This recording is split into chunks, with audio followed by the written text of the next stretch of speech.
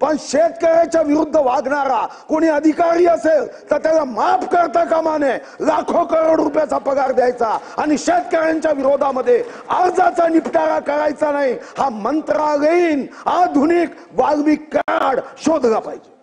खरं तर आमचे मंत्री महोदय अतिशय उत्साही आहे, कार्यक्षम आहे, कर्तृत्ववान आहे, बुद्धिमान आहे।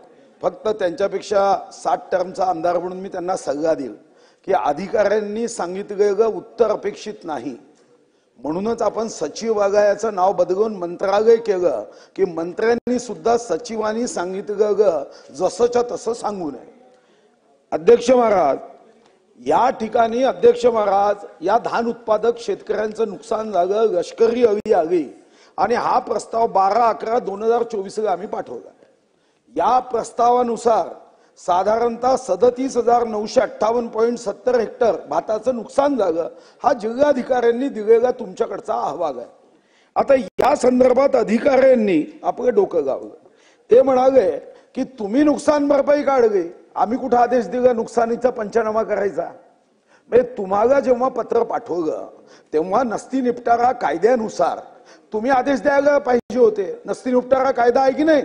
हे मंत्रालयात बसणारे नस्ती निपटारा कायद्याचा खून करणारे हे मंत्रालयीन वाल्मिक कराडचे नवीन अवतार कोण आहे की जे आता सांगताय?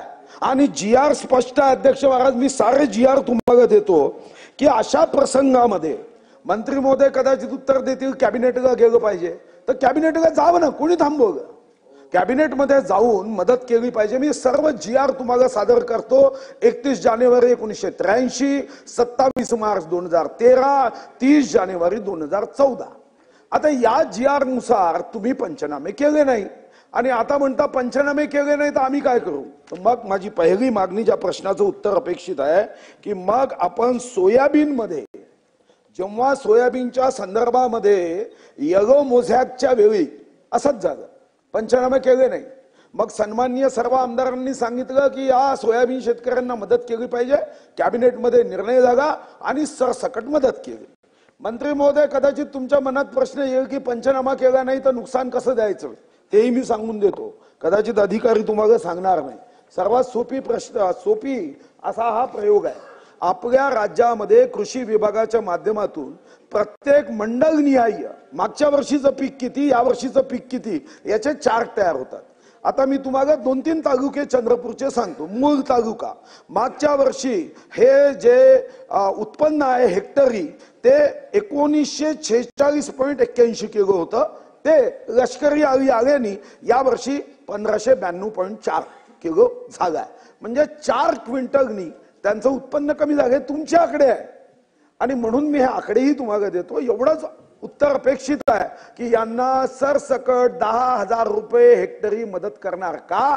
आणि जो अधिकारी निगेटिव्ह करतो याच्यानंतर त्याच्या ताटामध्ये कधीच भात द्यायचा नाही। त्याला पाहिजे असेल तर आम्ही त्याला माती, गोटे, लसणाची फोडणी करून खाऊ घालतो, पण शेतकऱ्याच्या विरुद्ध वागणारा कोणी अधिकारी असेल तर त्याला माफ करता कामा नये, लाखो करोड रुपयाचा पगार द्यायचा आणि शेतकऱ्यांच्या विरोधामध्ये अर्जाचा निपटारा करायचा नाही, हा मंत्रालयीन आधुनिक वाल्मिक कार्ड शोधला पाहिजे।